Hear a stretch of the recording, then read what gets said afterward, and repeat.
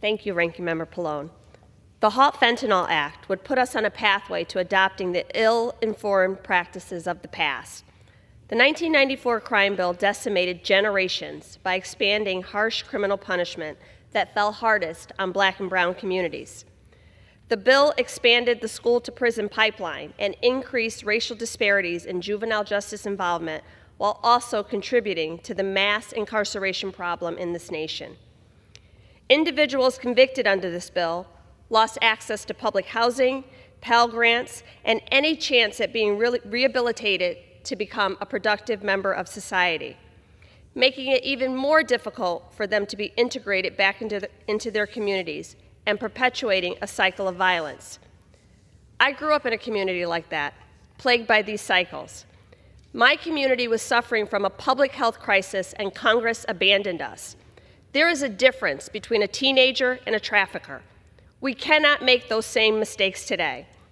I believe that those trafficking and distributing fentanyl should be prosecuted. Those poisoning our communities and our kids should be jailed. But addiction is a medical issue, and we must include provisions for treatment and harm reduction in any legislation we pass. This legislation would force the implementation of steep, mandatory minimum sentences with no discretion for judges to consider individual cases. No distinction.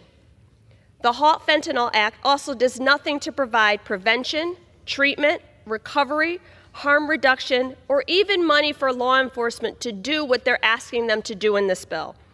We cannot incarcerate our way out of a public health crisis. For this reason, I will be voting no. I implore my colleagues across the aisle to support a long-term public safety solution that makes meaningful investments to protecting our community and addressing the public health crisis that we are all faced with right now. With that, I yield back.